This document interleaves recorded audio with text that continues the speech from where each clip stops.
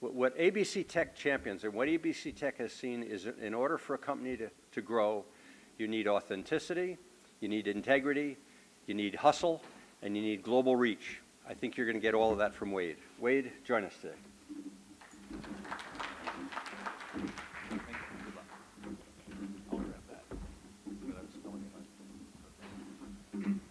Make sure all this technology works here. All right, so yes, I am from a small town called Bentley, just outside of Red Deer. Was up in Edmonton for about 10 years and was able to move back with my family. I love the small town, but to be honest, I live probably far more in the future. I live in a small town with my family so that I can get away from it and I can come back and live my own personal life. So today we're going to talk about a few things.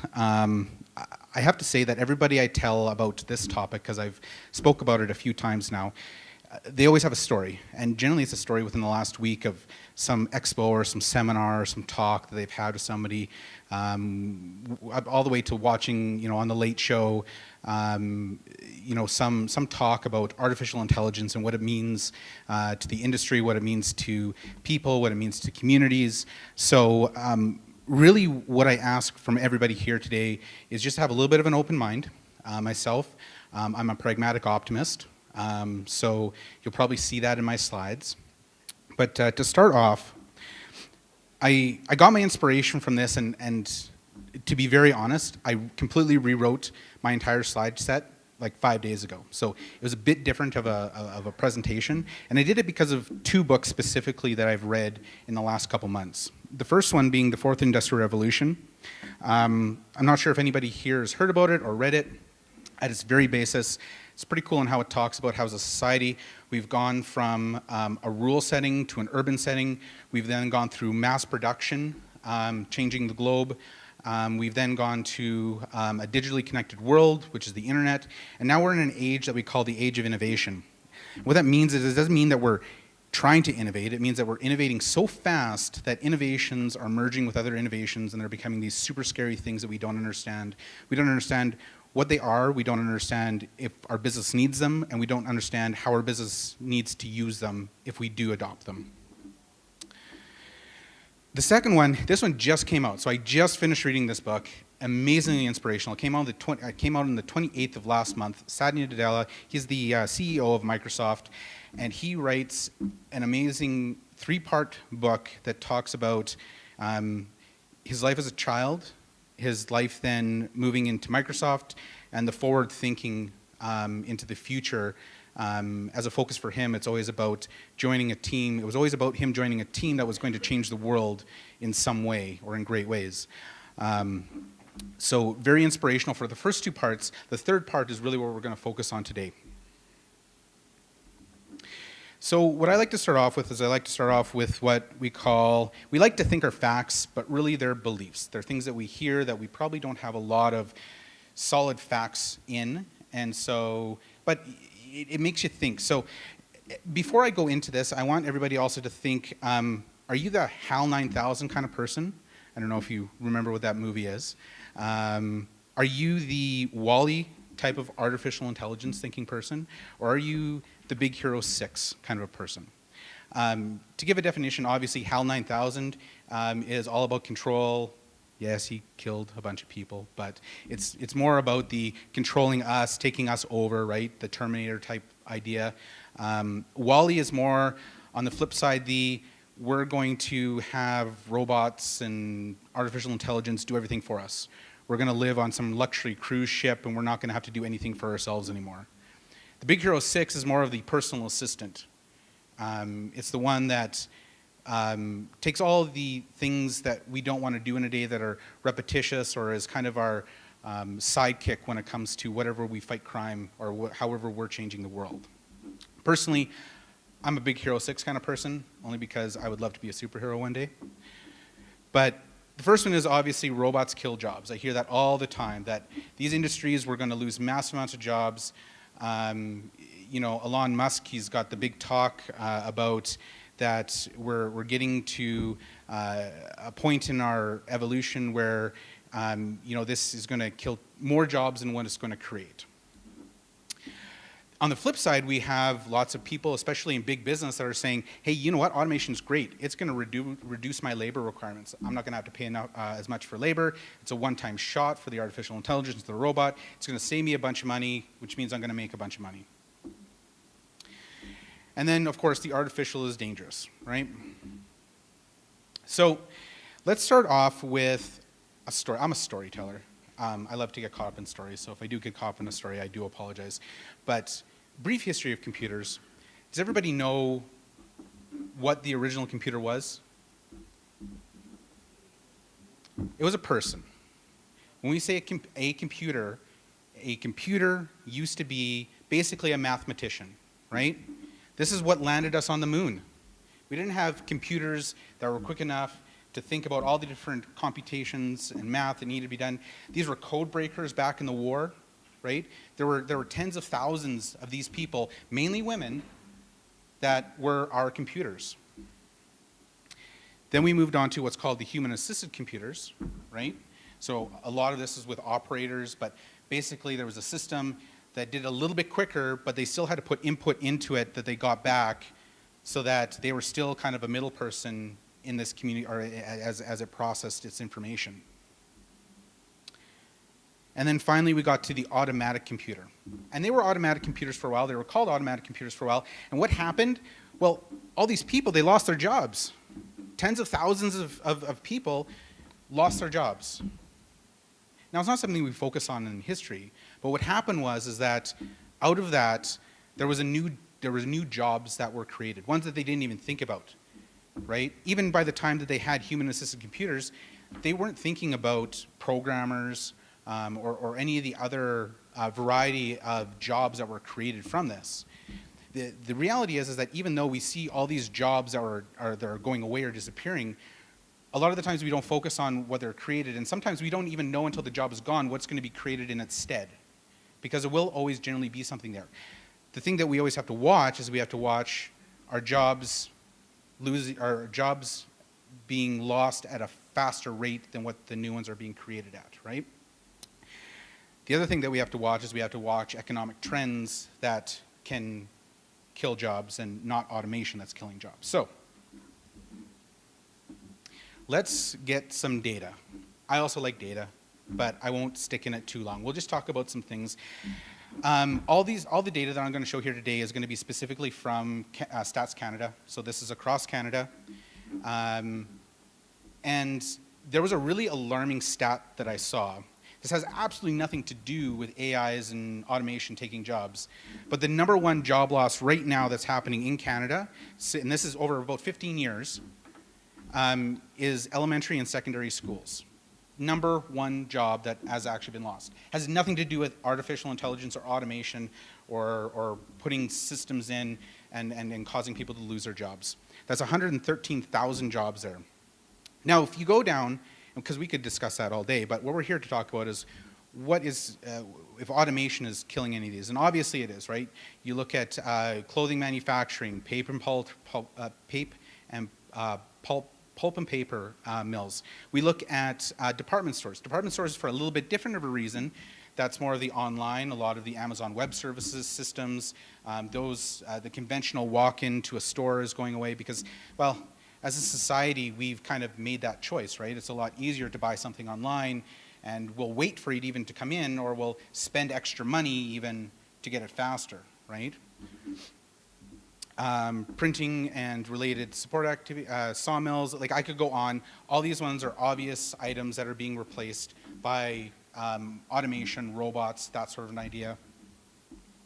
On the flip side, job gains. So when we look at this, there's one thing that I want to point out about the jobs gained here. Other than when we look at the building materials, when we look at the contracting, those types of jobs, obviously those are there because we have been growing quite a bit over these last 15 years. And so those are going to be common ones that you're going to see always as kind of a top area, especially in Canada. But one of the ones that I want to point out is that any of the areas that are those support jobs, they're the jobs where people are dealing with people.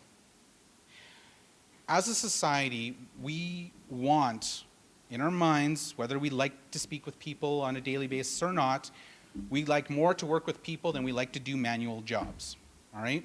So when we look at local, municipal, regional, the public administration jobs, when we look at services to buildings and dwellings, also includes things like, all your media and that sort of an idea. When we look at obviously grocery stores at the bottom, the one pointed out there, the amusement and recreation industries. So we want to take more time for us, and we want to work more with people. Those are the types of jobs, especially with the new generations coming in. Everybody's using that word millennials, right? With these new jobs that people want, we're not doing these manual jobs anymore, and we're not doing them for a reason. So to make that information a little bit easier to understand, we have the job decrease and the job increase. Obviously, it's really great that we're building more jobs in what is declining, but I group them into two categories. I group them into a job that's a muscle job and a group that's a caring job, right? A muscle job is the jobs generally that are the hard labor, or they're the jobs that are incredibly repetitious that people generally don't want, right? This muscle jobs will even include things like transportation, where a person is truck drivers, those sorts of areas. Whereas the caring jobs, when I talk about them, I talk them more as that they are where people are assisting other people, or there's some kind of culture that's more behind it. It gives millennials really love these jobs because they can make a difference. It can be very public. You see it all over Facebook, right, or LinkedIn or Instagram. And what that really means is, well, what's wrong with these muscle jobs? I also call them the good old job. So my parents and their parents had what was called the good old job. My parents maybe not so much, but their parents had what was called the good old job. And that was a job that they went to every day for 30, 40 years. And at the end of it, they were planning already that they were going to retire, they were going to end up on a beach, and they were going to be drinking margaritas, and their job was done. They didn't have to work anymore. That was living the dream at that point. As a culture now, we've moved away from that. That's not something that we want anymore. We have more of this, again, when I talk about these next generations, like the millennials, they want to make a difference. They want something, they want to be able to change something. They want to be able to do it very fast, right? So as these jobs are going away, you're going to see a huge shift in people with the caring jobs. They're going to want to work in healthcare. They're going to want to work where they can work one-on-one with people, or at least that other people can see it. They could even work in an office. They could work by themselves without anybody around. But as long as people see it, they're happy with whatever they're doing, right? Because people can see that they're making a difference. If they can't, that's why they're leaving your companies, to be honest, right? If they can't do it within 9 months, chances are actually within about 3 to 6 months, they're leaving. They're hanging up, and they're moving on to their next opportunity. So now that we kind of talked about that, because I really wanted to get the idea that even though automation is taking some jobs right now, it will increase, it will escalate, but you are going to see more of the service jobs. The problem that you're going to have actually is you're going to have that there's going to be additional jobs lost because of how the economic times are changing. And as a group, we need to be able to head that off. And I'll talk about that a little bit later. But first off, let's get into some fun stuff. So this is my Big Hero 6 side of things, right? I'd like to move away from the HAL 9000, and let's look at artificial intelligence. So if you took artificial intelligence, now this is a job, if you took the job, first off, let me set the stage. If you took the job, a warehouse parts picker, not very lavish. It's probably pretty difficult to find somebody who actually likes their job in a warehouse picking parts. If it's the only job they can get, maybe they'll take it. But if you're a younger generation, you'll probably spend your time there and try and get out as quick as possible because A, they're not using maybe any innovation at all. It's still box and shelves. One of my early jobs was actually a parts picker, right? I work locally in town here, just out of school, and I tried to get out of that job as quick as possible because it was so repetitious. So if you were to take that job and you were to take AI, augmented reality glasses, has anybody seen Google Glass? Right? Any of the Microsoft HoloLens? barcoding, obviously, wireless technologies, RFID and GPS, and then you combine that with their ERP system that obviously they have in the end. Not that this parts picker would know any of that. You can actually create a little bit more of a cool job, right? Something they have to actually be trained for, and that's, you'll kind of see from the presentation here what I'm talking about. So this automated warehousing,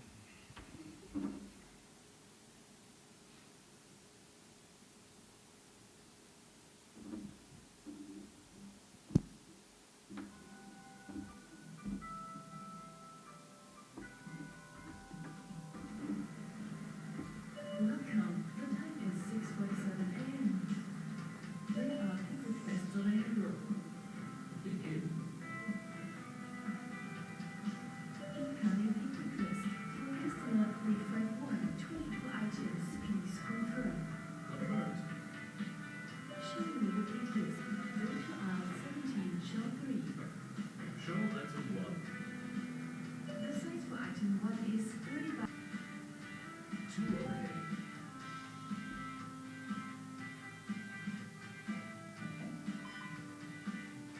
1 okay.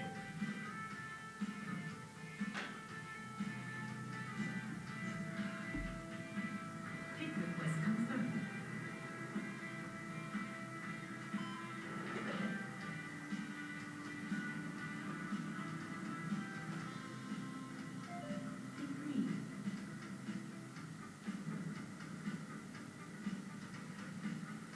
Agreed. 3 okay.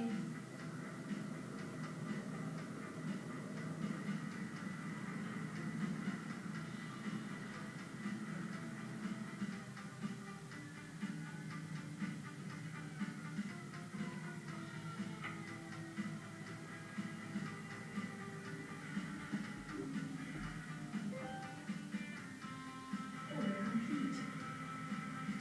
Warning, forklift malfunction detected. Proceed to maintenance area. Okay.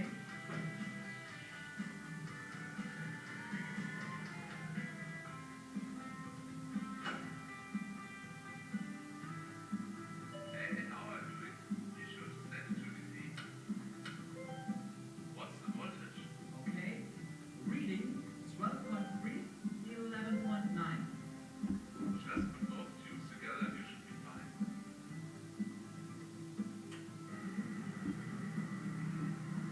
Warning, forklift nearby.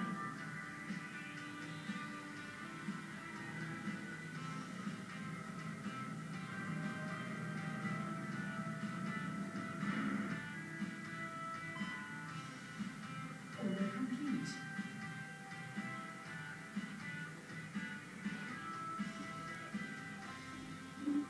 Pause.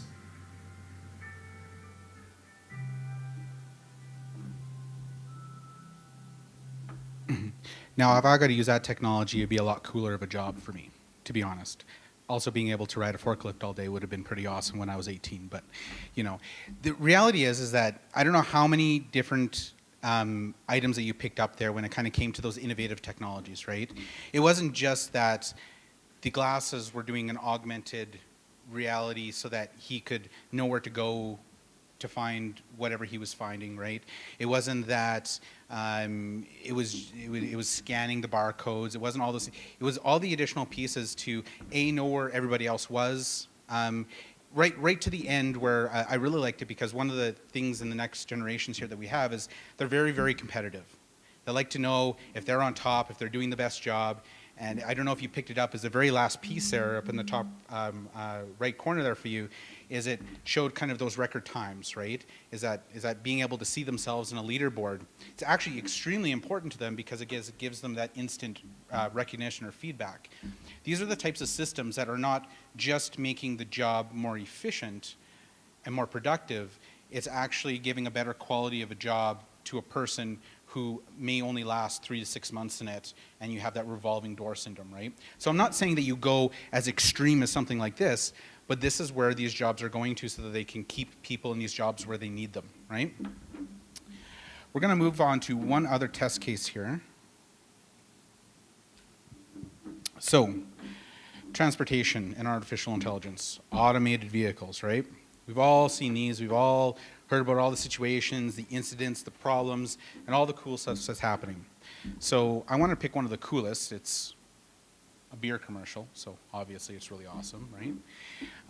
But if you took artificial intelligence, radar and LiDAR, LiDAR is laser radar, GPS, detailed map system, cameras, as well as an immense amount of processing power, you get what's called stage 4 autonomous vehicles, and it's what I like to call pilots, right? I did a presentation a few months back for the Women in Supply Chain Management, and one of their biggest problems right now is facing job loss, right? But sorry, not job loss, but that they need more people in the industry.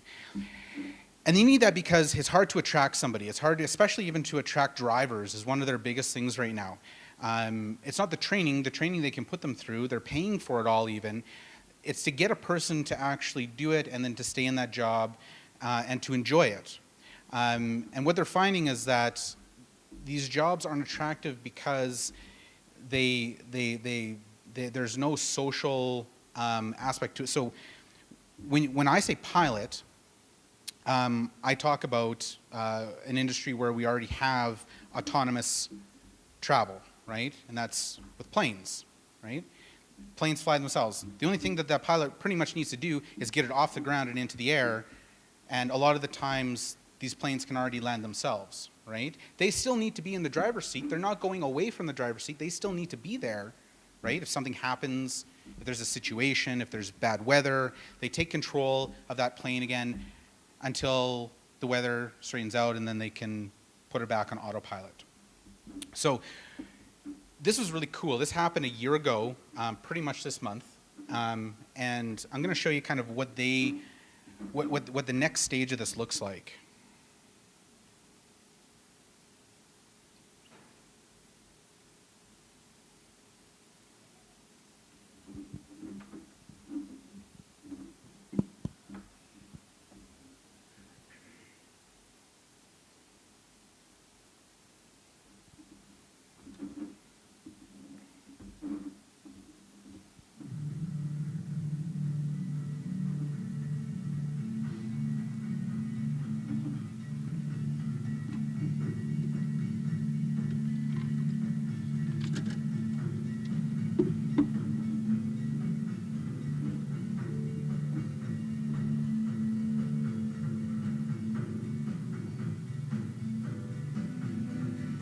I got into truck driving in 2007. I like to travel the country. That's one of the reasons drivers get into the industry. They want to see the country. It's a big, beautiful place. Anheuser-Busch is the largest brewer in the United States. We ship over 1.2 million truckloads each year. We are always looking for new innovations in technology. Autonomous trucks are the next area of transportation innovation. The driver would still be involved with the pickup, loading the freight, making sure it's secure in the back of the vehicle. And then once you're on the interstate, one switch, and it's driving itself down the road.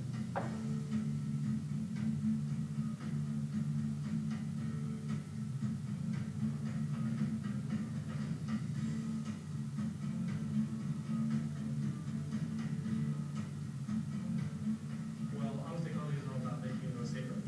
It's like a train on software rails. And so when you will see a vehicle driving with nobody in it, you'll know that it's very unlikely to get in a collision. I proclaimed to one of the technicians, I said, I don't think I could have done that better myself. That was an interesting moment. You wanted an iconic American brand that was passionate about their products. Budweiser was a perfect partner. For me, I think the most important things that computers are going to do in the next 10 years is driving trucks and cars. So it's great to be at the forefront of that.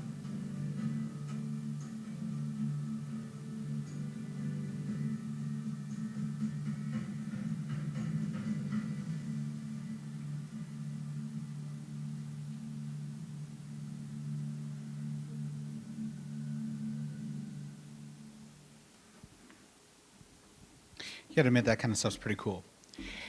What you don't see about that is that you don't see that driver goes to the back and, okay, he's looking at his book and all that kind of stuff. What you don't see, and there's more information on this if you're really interested, is you don't see the amount of actual monitors and information that's behind it that he has to monitor while the truck's actually driving, right? So the idea about this is that it's not just about this driver now not driving or not having to sit at the wheel anymore. It's that they can get prepared for all the other things they need to do, right? Now there's administrative pieces, there's, you know, planning routes and all that kind of stuff. It's a much more admired job, so to say, right? The idea behind this is that they could even have one pilot taking multiple vehicles down the road, right? This can go a lot further than what it is. He talked about how the truck is like a train on soft rails, right? That driver still has to be at the wheel to get it onto the interstate, right? The system doesn't allow for it yet to leave the lot, make all the turns everywhere where it needs to go. It's just not at that point yet. Vehicles may be able to a certain degree, but the truck's not. Then they have to get off, they have to load it, they have to get back onto the loading bay. So there's a lot of those extra steps that the driver still has to be there for. So the job isn't going away, it's just becoming a cooler job, right? They're getting rid of that boring piece that driver doesn't have to do anymore. And because of that, they're attracting more drivers to be able to do this type of work. Now that it's really not a truck driver anymore, they're becoming a pilot.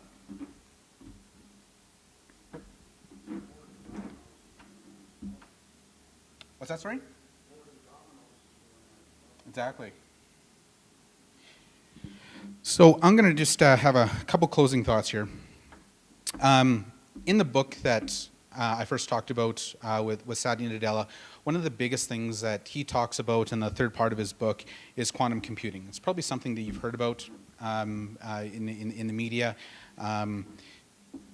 It talks about things like qubits and all these kind of crazy techie things, and really all that it means is that it's a new type of processor, right? It's more founded in biology than it is using silicone that they use for chips now.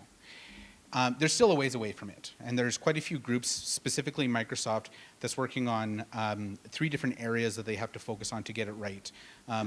One is creating the actual chip itself. 2 is creating the basis so that they can program to it, make applications like we do now. And the third one is an immense amount of math that they have to figure out. The math is probably the hardest one right now. So it's going to be something that quite possibly you could hear come to fruition within your lifetime.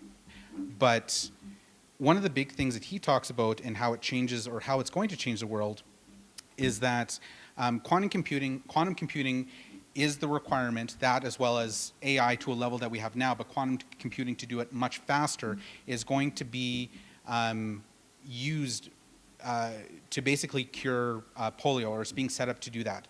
If it does, it would be the second ever disease eradicated in the world.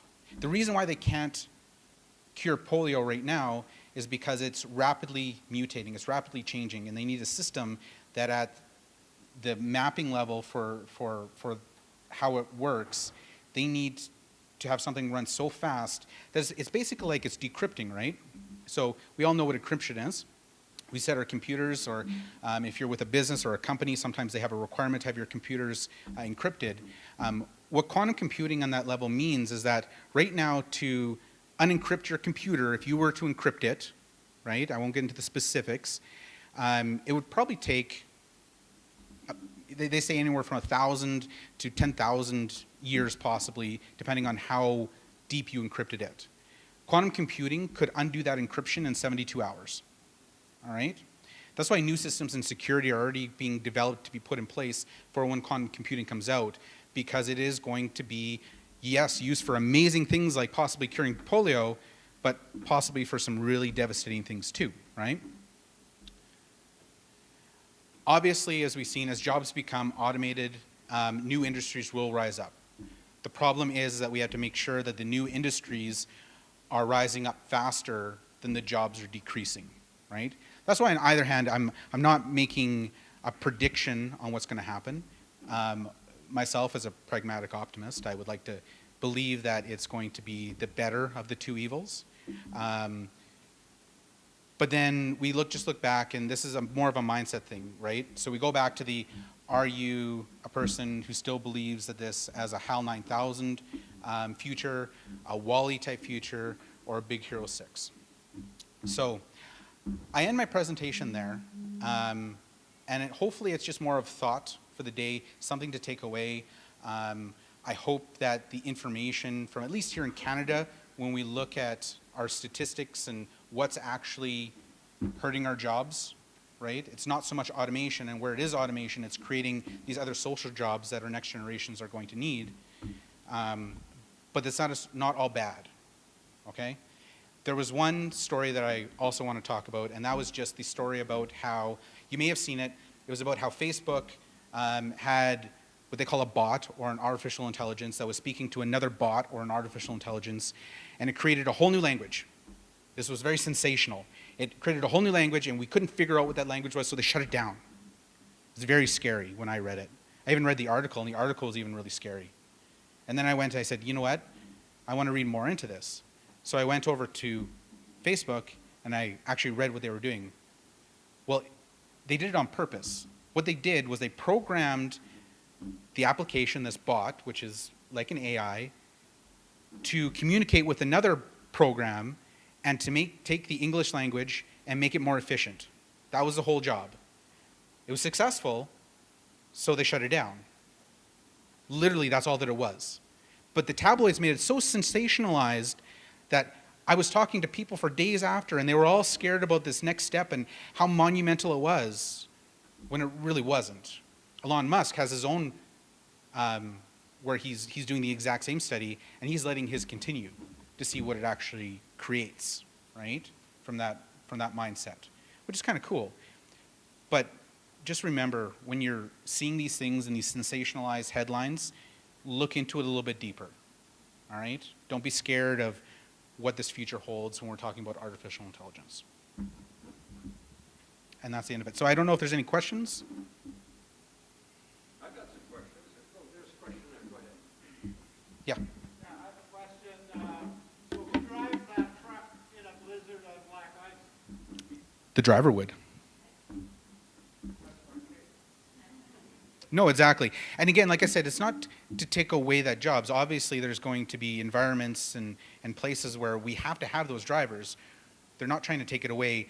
They're trying to right now use that technology to attract more, because the actual transportation industry in North America is going to need 100,000 more jobs, 100,000 more jobs in just the next couple of years. They already need them now. But how do you entice those people to actually come and work, right? So how many years are we talking about here till we see how 9,000 equality, like quantified artificial intelligence? Consciousness, sentience, that's probably going to be outside of our lifetime. They're looking right now at hopefully creating, to be able to test the theories for functionality of just quantum computing in the next decade, right? They've got a theory about it now. They're actually just trying to create enough of these qubits, 100 qubits, that's all they need to start the process. And they're saying that's still going to take them about 10 years to 20 years to create that, just so we have quantum computing, because artificial intelligence won't happen without that piece. Yep. And I'm always thinking about these jobs that we're supposed to be preparing kids for in the future that we don't even know what jobs will be. Mm-hmm. Do you have anything to add to that? So this group that we call millennials, right? How many here have heard of Simon Sinek? Good. If you haven't, look him up. He's got this great talk on the millennial, I forget what they call it, but it's like the millennial situation. But he has this great TED talk on it. And at the end of it, first off, the millennial group, because of what, and it's not my words, it's not even his words, but it's what they call failed parenting techniques, entered a job market where they weren't prepared, right? They were told all their lives that you can do anything, you can have anything just because you want it. right? They were the generations that parents went in to fight the grade, right, so that they got a better grade. All these different kinds of things that happened. Well, they went into university and they had their dreams crushed all of a sudden because, of course, their parents weren't there all of a sudden to change the grade, right? Then they went into their first job and they couldn't have just what they wanted. It was the first thing they were told. So their dreams got crushed again. So what happened was is that now all they have left is they have this want to do something that's bigger than themselves. And so when they come in and you're talking to them, they're going, oh yeah, you know, I entered the job force and I've been there 3 months. Well, how's that going? Well, I want to quit. Well, why? Well, because I'm not making a difference. I'm not making an impact. So what I would say is that when kids are coming out of school and they're deciding, obviously, whether they want to go into higher education or they want to go right into the job market, or just kind of figuring out what they want to do, they have to be empowered to know that they are the only generation that we have right now that understands innovation as fast as it's being created. So it's more about them having a passion for a specific type of innovation and them understanding what innovation really means. So if as educators, you can prepare them to understand what innovation really means, how to see it, how to find it, and then how to figure out what they can become passionate in, that will probably make up their mind for them in the direction they want to go. I don't know if that helps. Yeah, sure. I mean, I'm more curious to like create an innovation club for kids so that they can come and try it out, make a space, whatever. Not only with programming or coding, for example, but that could be part of it. So, Yeah, because innovation isn't just programming and computers, right? Innovation is taking something the way that we do and doing it a completely different way. It's what's called changing the game or changing the rules, right? And so really it's about making sure that they don't have rules when you're talking about innovation. It's all about them changing the rules that they're given to make it better. And if there's a way to educate them to do that, then I would say that's probably the best step in preparing them for what they want to do after. Yeah. Wade, let me ask you a question and share a perspective as well. Maybe I can share. You come here and I'll stand on that side. Sure.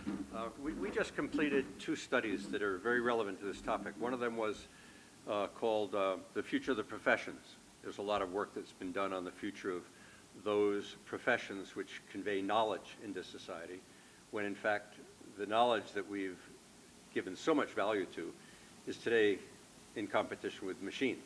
Mm-hmm. I mean, the doctor can't possibly know as much as what the machine will know with no loss of memory, et cetera. Right. And the same with the engineers. Secondly, a study that we've done on, I think, 3,500 students will be engaging over 500,000 this year, is what are they anxious about come 2030? Well, top of the line was the future of their careers.